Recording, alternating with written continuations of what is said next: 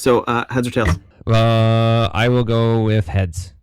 No, then you're first. Oh, all right. I'm first. Sweet. What a way! What a way to pick who goes first, eh? No, I didn't flip a coin. Oh, okay. You just said. Was it because heads comes first in the alphabet? Sure. All right. Perfect. That works for me.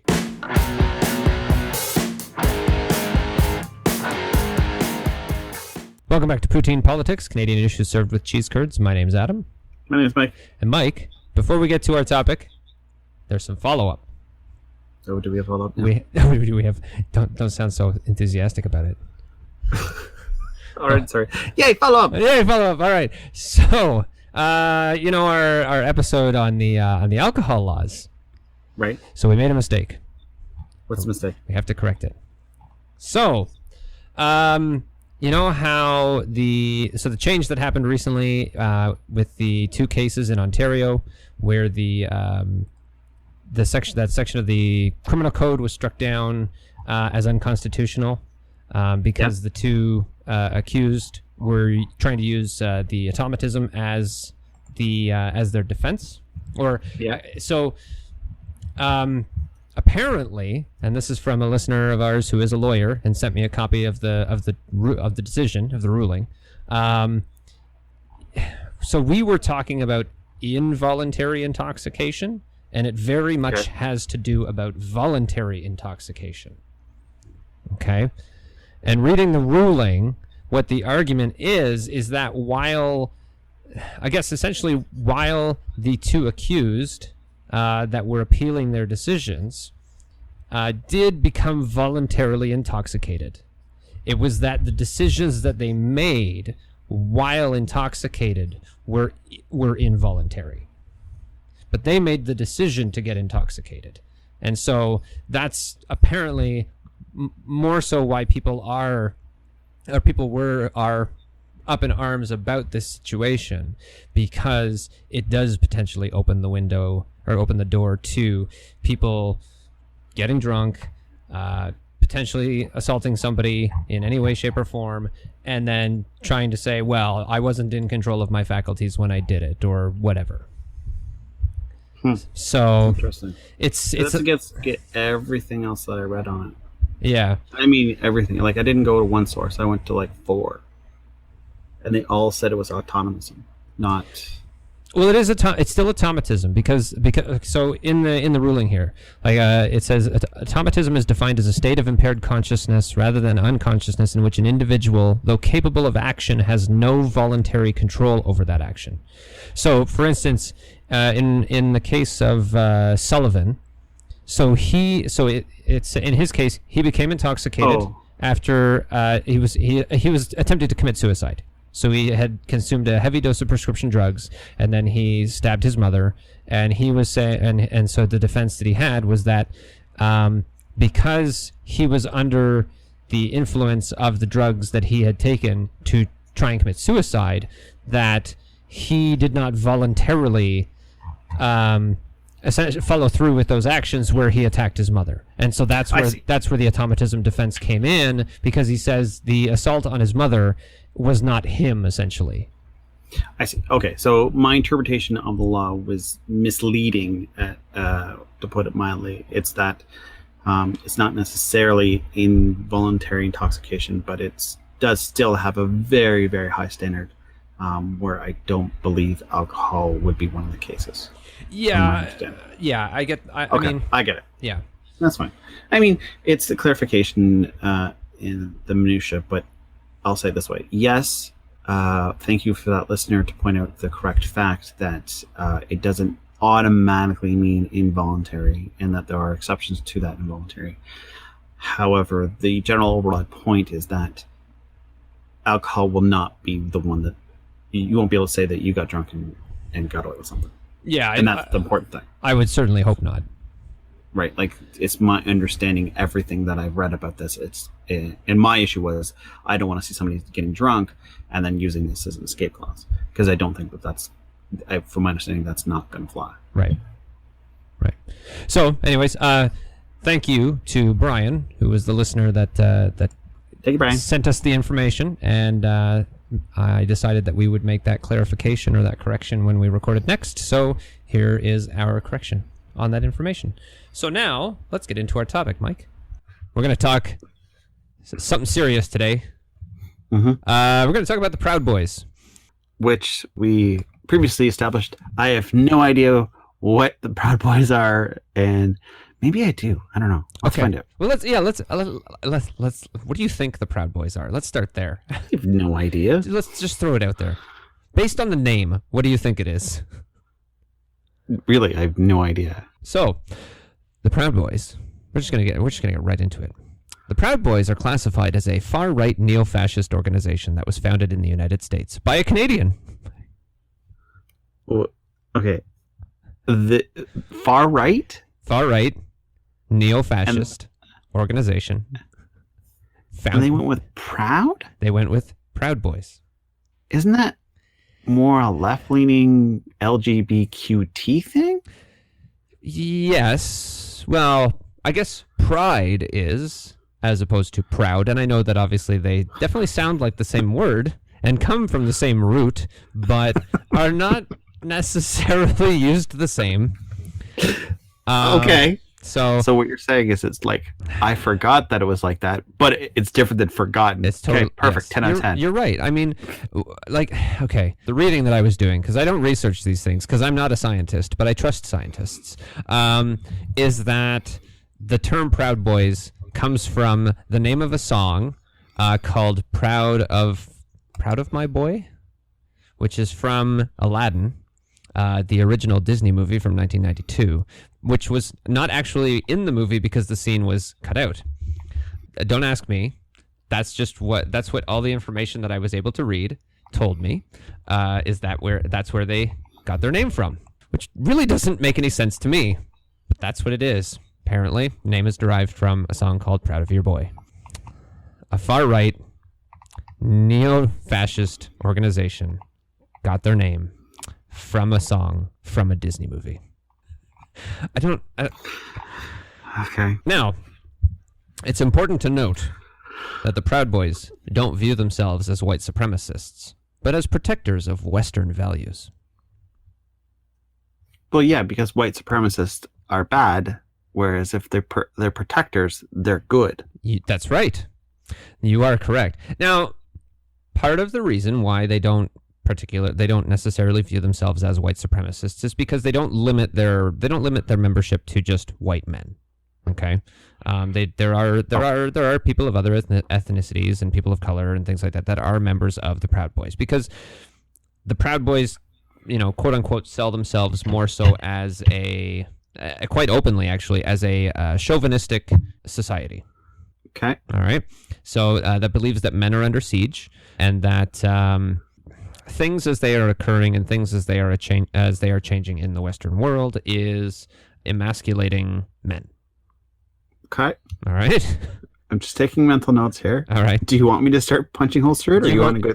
You go right ahead. Hey, whenever you want to jump in, you go right ahead. I'm going to give you the information. I want to hear what you think about this, because I know how I feel about it. Like, okay, one, your masculinity is your choice. So the idea that someone else is making you feel less masculine is an insecurity that you have. So these Proud Boys, they have a small-minded complex. So in my opinion, and of course it's my opinion, I have no facts or proof of this, but if you feel like you're under attack by something, that means that you're not secure enough in who you are, right? Oh, you mean like all those Second Amendment protesters in the United States as well? Whenever I can possibly avoid the United States protests, I usually do, because I'm just like, you're a joke. Most of you don't even know what you're protesting. Right. And the thing about it is that the Proud Boys,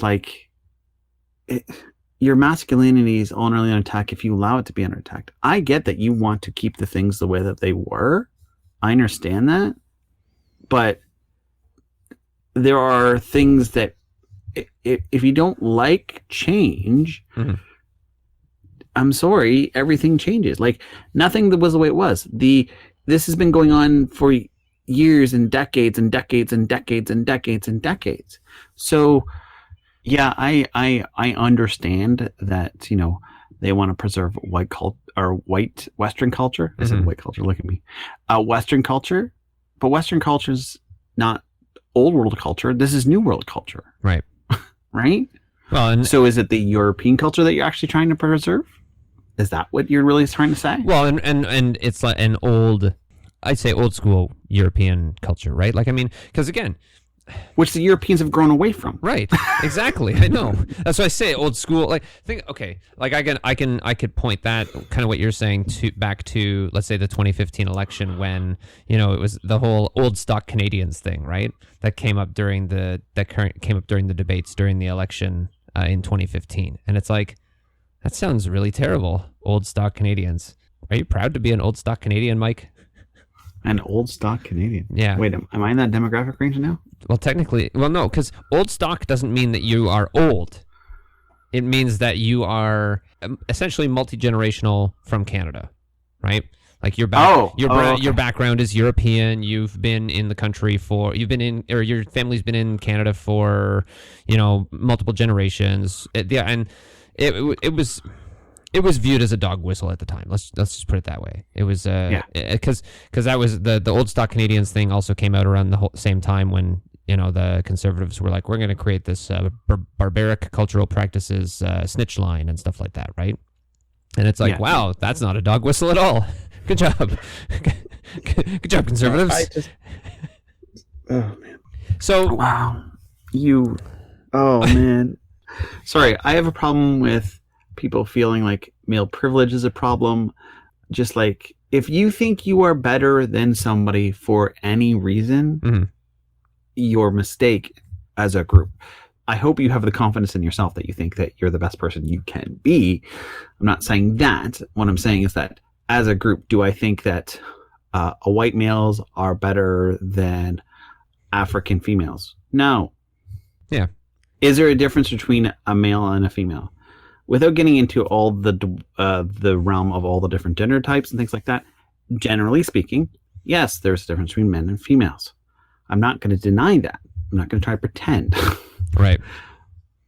But that doesn't mean that females aren't, because of old world stuff, aren't put down a peg because of males wanted them to be put down a peg. Yeah, the Proud Boys are very much about that too. And at the same point in time, a woman should not be ridiculed by some feminists for saying that they want to stay home and cook and feed and be a housewife. Great. Good for you. If that's what you aspire to be, there's nothing wrong with that. Right? Right? Like, you can, it's perfectly fine to promote yourself, right? And to be, proud of your accomplishments, right? But that shouldn't be at the expense of putting other people down. That's right. Right? Yeah. Okay. So going back, what about these Proud Boys? So going back to the Proud Boys. So like I said, they believe that men are under siege. They are opposed to feminism and promote gender stereotypes where women are subservient to men. They even went so far as to form so keep in mind that the Proud Boys is like, it's a male-only society. But they did go so far as to create a female-only group called the Proud Boys' Girls, which is a group that supports those gender stereotypes that is all female. So where do they draw the line on how subservient should women be? Where's the line? Well, I don't exactly know. Oh, I'm sure they don't know. I'm sure they don't know either. Right? Because there was a time, and I can't remember when it was removed, but there was a time in Western culture where raping your wife was okay. Yes. I'm sorry, who agreed to that?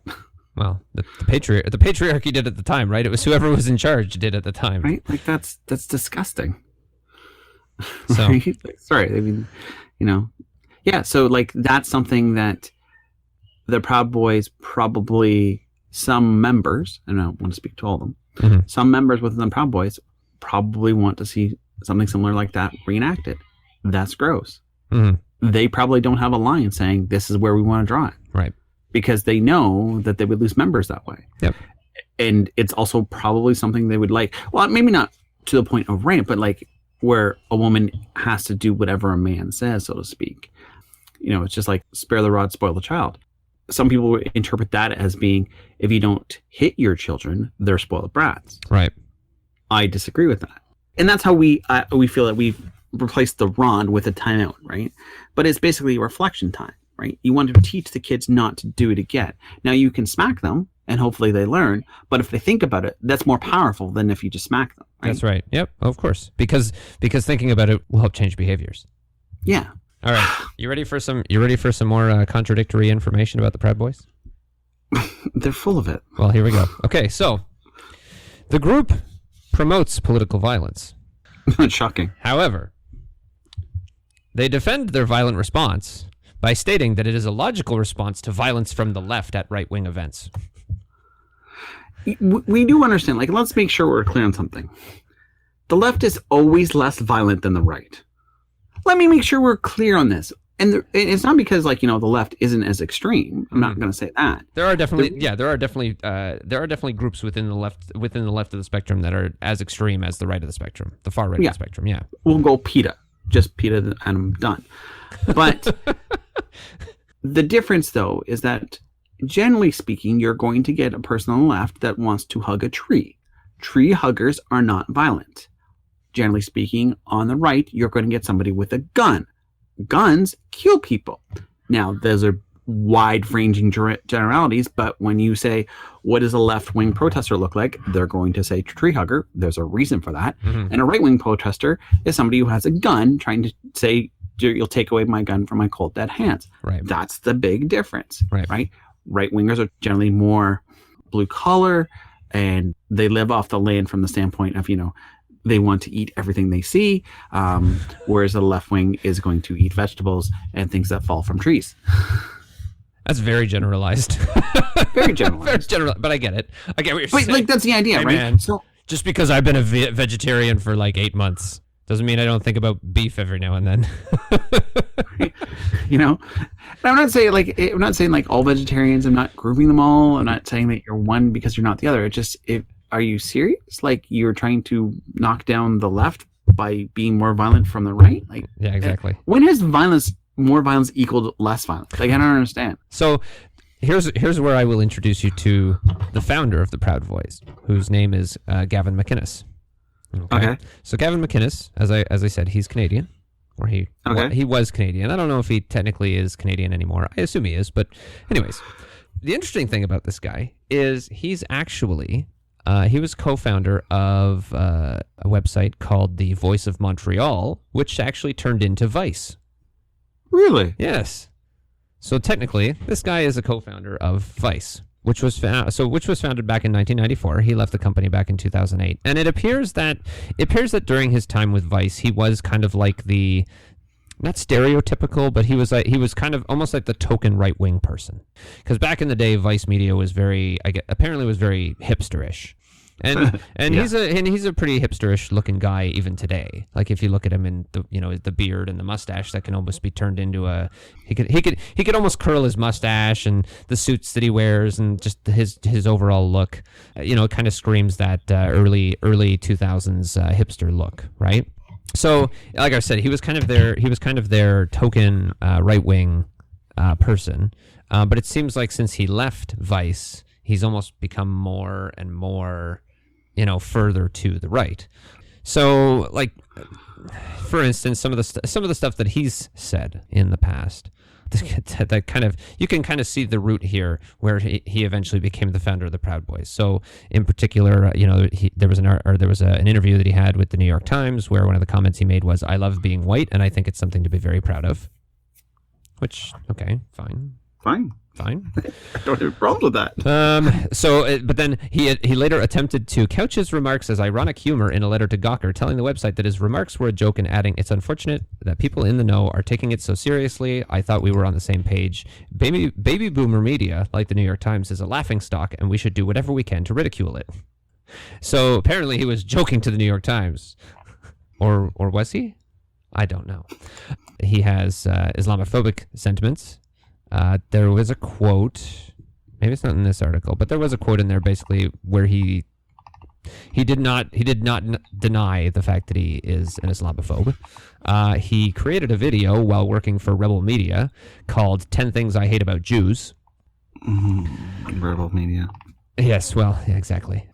He's an interesting guy, but he tends to speak in such a way that his language can be very incendiary, but it's always done in a way that he can kind of walk it back, or not necessarily walk it back, but be like, hey, that's not. I was joking, or it was satire, or that's not really what I think about this and that and the other thing, right? So it's he inflames and then kind of sort of puts some water on the flames, but not really. It's kind of a combination of puts water and gasoline on the flames at the same time, and see where it goes from there. So to go back to the whole thing with the Proud Boys promoting political violence, one of the things that Gavin McInnes said, he said a quote that he made kind of in regards to the promoting political violence. He's like, I want violence. I want punching in the face. I'm disappointed in Trump supporters for not punching enough. and we don't start fights, but we will finish them. What? Yes. Okay, perfect. So this guy kind of has gone in and out of different organizations. He's written on a lot of far right websites, things like that. He apparently right now he is no longer part of the Proud Boys, but then he did get rehired by Rebel Media as well. Which, anyways, Rebel Media. I put Rebel Media in the same category as PETA.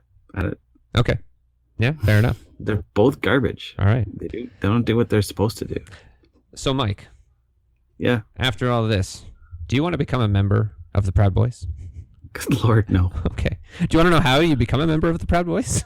Why would I care? Well, I'm going to tell you anyways. Let me guess. You have to give them money? No. Well, I mean, none of what I read said anything about money, but I would say that it's more ridiculous than having to give money. Like, you know what? If it was just a membership card thing, like joining a political party, $25, here's your membership, you're in for a year. If it was something like that, that'd be pretty normal, right? Okay, yeah. Okay, so the 4 things in becoming a member, and I guess based on some other things that I was reading beyond this, was that essentially it means there are 4 different levels of membership in the Proud Boys. Okay. So there's different levels. So it's got almost a Masonic feel to it at this point. All right. It's a pyramid scheme. It's totally a pyramid scheme. So the first is a loyalty oath. Now, the loyalty oath is not always the same, but generally includes language such as, I am a proud Western chauvinist and I refuse to apologize for creating the modern world. Because, people are not creating the modern world, so move on. Okay, that's next. right. I was going to say, because people our age are totally creating the modern world. Right. Like if you're trying to bring up past stuff as modern, it's not modern. So okay. So another step in becoming a member or going up another level in your membership, I guess, as it were, was getting punched by a group, usually it looks like of about 5 or 6 other Proud Boys members, while trying to recite pop culture trivia. And from some of the videos that I saw, that includes trying to recite the names of breakfast cereals while getting punched. Wasn't that always the joke that if you farted, you had to name 5 breakfast cereals while your friends punched the stomach with pillows? Well, something like that. Yeah, so it's nothing new. It's nothing new. No, not really. Just frat boys doing frat boy things, yeah, okay. The third level... Now this one's I don't know if it involves both of these things at the same time, but again from the information that I found, it seems like these are a combined thing. So getting a Proud Boys tattoo and agreeing not to masturbate. Wow, that's pretty harsh. Yeah. So I made a note here that there's a possible connection to incels here, and then apparently to really become like a top level, full-fledged member of the Proud Boys is by getting into a major fight for the cause. But the violence thing, and they don't start fights, so they have to wait for a fight to fight in, and then they become a higher level member. Mm-hmm. I don't know. So those are the things that you need to do if you want to become a full-fledged member of the Proud Boys. Unbelievable. Yeah, I I have similar issues with white men proclaiming that they're under attack by feminists, because there's a different level of feminists. I have no problem with female feel like they're still being mistreated and that their voices aren't being heard. 100%. I'm behind you 100%. Now, the females that think that they're better than men, sorry. I don't feel men are better than women. I don't feel women are better than men. So do I feel like I'm more privileged because I'm a white man? Mm-hmm. Yeah. Because I'm a man in white? Yeah, I really do. And I know I do. Yeah. And it's not like I'm like, I don't feel ashamed by that. It's not a sense of like, it's not something that I'm like, oh, I'm a white male, so that's a good thing. It's a thing, mm-hmm. right? I also live where I live. That's a good thing. But again, I don't consider that, like, oh my God, this is like, it defines me, so to speak. So, right. But yeah, the Proud Boys, that's an interesting one. Yeah. I mean, I suppose, yeah. They, as much as these people get, and we're guilty of as much as anyone else, we're guilty of bringing attention to groups that should otherwise not be brought attention to. True. So maybe at some point in time I might talk about PETA, but probably not. Probably not. Not because I don't feel it's worthwhile, but because I don't want them to have any attention. I try not to give groups like that as much attention as they want to have. What they know is that the more you can bring their ideas to the front, you can move the Overton window, and you can also bring attention to their cause and bring more people into the fold. Because a 20-year-old man whose brain hasn't fully developed yet, I think they say 25 is when. Yeah, it's something like that. Like that's the same argument for people under the age of 25 that they shouldn't use like marijuana and stuff like that, right? Yeah. I get the idea that, in my 20s, could I have joined the wrong group for the wrong reason? Yeah. Oh, yeah. Oh, yeah, that's quite Definitely possible. Could have. Yeah. I remember in my early 20s, I was all about conspiracy theories. Like, this is obviously the truth. And now I'm like, what was I thinking? Right. Oh, yeah. Well, I mean, think about the kinds of stuff that was happening at that time, right? I was 17 when 9/11 happened, right? So it was very easy at the time to kind of get sucked into the whole inside job conspiracy theory and stuff like that, right? Yeah. And whatever else. I think I had already come to the conclusion that conspiracy theories were just dumb. By that point? And yeah, all right. Thankfully. By the time that those conspiracy theories became popular. Yeah, okay. Yep. I was still investigating. Like, I was still wondering, like, who shot JFK and... Oh, you were like the old school conspiracy theories. Oh, yeah. And did the Immaculate Reception, was that actually a thing? And things like that, right? Mm. Whereas, like, interesting. And as you start peeling back conspiracy theory layers, conspiracy theories are predicated on you not asking questions about that theory. They only wanted to ask questions. They never want to be then asked again. Yeah. Because once you start asking questions about their theories, it gets debunked in a big hurry. Right. Almost overnight, right? But the thing about it was that, it was all these different conspiracy theories. I was like, oh, well, these are interesting. And then I eventually was like, wait, they're so easily debunked. You just have to ask the question of them. Yeah. You have to be like, okay, so if this is true, then what about this? Well, we don't have an answer for that. Well, then why are you saying it's wrong? Yeah. No, yeah. Right? Like, unless you have a concrete theory of how it works and you have proof of it, you have to go with whatever's the one that works. Until you can prove something wrong, you have to go with the one that works. So why is it still a conspiracy? Oh, well, the moon landings are another good one. Yeah. I never believed the moon landings didn't happen, but, that's another one where you're like, anything you say, you can drive a freight train through, so stop it. How do we get down this route? I don't know. I don't know how we got down here. You let me off my chain.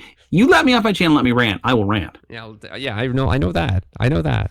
Because we were on the white privilege thing in a kind of as it was tied to the Proud Boys and such. And I mean, the Proud Boys are a joke. I've been in. They're all insecure men.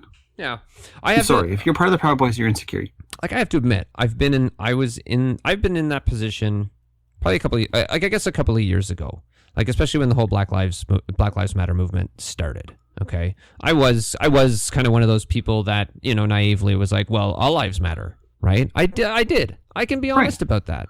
And And a friend of mine called me out on it, and they're like, you don't see it because of your white privilege. And I got upset. Well, I don't think she said white privilege. I think she said just privilege. And I got upset at that because I'm like, I don't necessarily see myself, at the time, as being privileged because things weren't handed to me in my life, right? Like I had to work to get to where I am. And so I didn't view that as being a privilege thing, not necessarily looking at the inherent environment of, just because I had to put in the work doesn't necessarily mean that there weren't other things that were, say, outside of my control that made it easier for me to be able to get to where I am. That's right. It's like privilege isn't that you were handed something necessarily. It's that the doors are all open. Yeah. And if you're black, not all the doors are open. If you're female, not all the doors are open. And that's when they say white privilege, male privilege. That's what they're talking about, trying to equal the playing field. And that's what they mean by equaling the playing field. So it's not handouts, because I disagree with handouts adamantly. I have a problem with the doors not being open, right? Like if you both applied for a job, who's more likely to get it? That's the door opening theory. You both might have worked the same level of how hard you worked, and both had the same problems and things growing up or similar circumstances, but it's the doors not the same open, right? That's the difference. Well, and I mean, like this is anecdotal type evidence kind of stuff, but I mean, with the protests going on and things like that, like I've seen quite a few stories that people have told on Twitter, and I mean, these are quote unquote ethnic minorities, right? So whether they're black, whether they're Asian, whether they're whatever, and saying and being able to show based on their own experiences that if I put out 100 resumes with my actual name on it, I get 2 callbacks. But if I put a more English sounding name on it, or a more American sounding name on it, or something like that, I get 20 callbacks.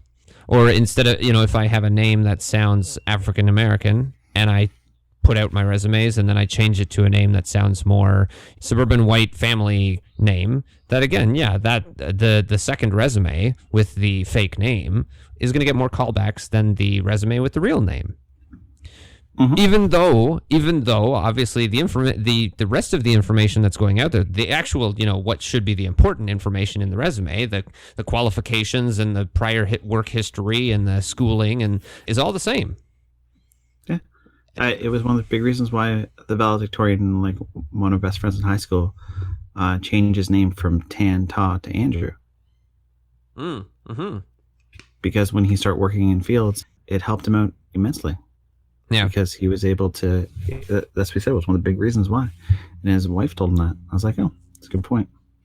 It's an unfortunate thing. It's an unfortunate thing that still exists, right? Yes, because and sorry, I mean, like, if you're going to ask me this question, and I'm going to be honest, are you racist? I will answer yes. But like, by saying that I'm racist, I don't mean that I want to harbor ill will towards anyone. That's not correct. Yeah, it's not like you want to have preconceived notions about how I interact with a person based on name, skin color, whatever. Yes. I hate that I do it, but that doesn't mean I don't. Right. Right. I've worked on it and I've gotten much better at it, but that doesn't mean that it doesn't exist in my own self. So the idea that people are like, oh, I'm not racist, I'm like, just check because yourself. Well, I was gonna say just because you don't use racial slurs and things like that, like offensive racial slurs, doesn't necessarily mean that you're not racist, because you could be doing certain other things that you don't even realize, or the way that you talk to certain people, the way that you interact with certain people, just even little things like that most people wouldn't notice because they're involuntary, right? Yeah, and I will say this. I have very much curbed what jokes I will tell as a result. Right. If a comedian makes a joke, I don't feel like they should be chastised for it. And I list Kevin Hart as a good example of that. Right. Because I think that's just silly. They're a comedian. That's their job, right?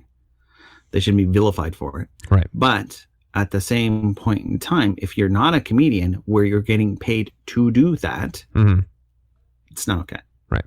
Is the goal to make you laugh, or is the goal to put you down?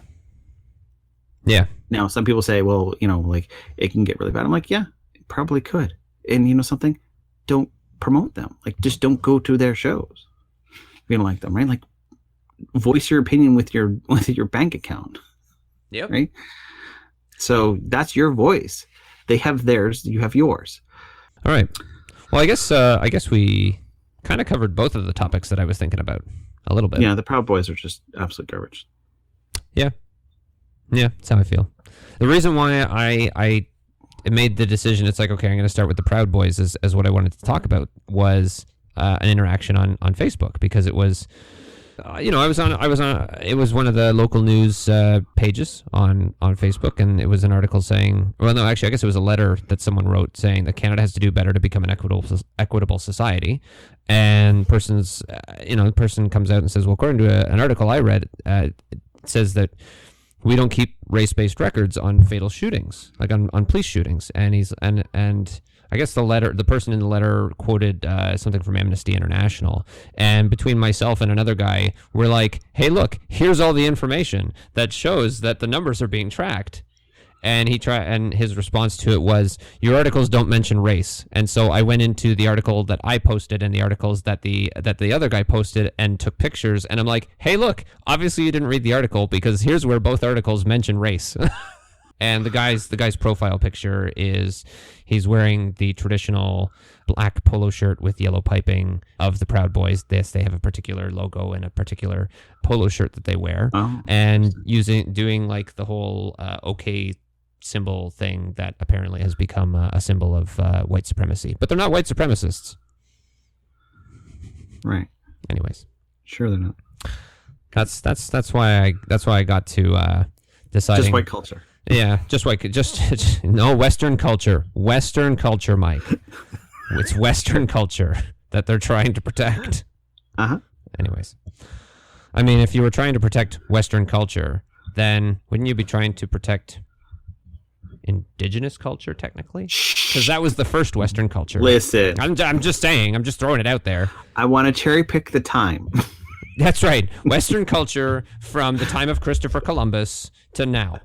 Or slightly before now, more like the 1960s. That's probably the cutoff point. From the late 1400s to around 1960. That's the Western culture I want to protect. That's right. All right. Anyways, this has been an episode tearing down the Proud Boys and talking about white privilege. My name's Adam. My name's Mike. We'll talk to you soon.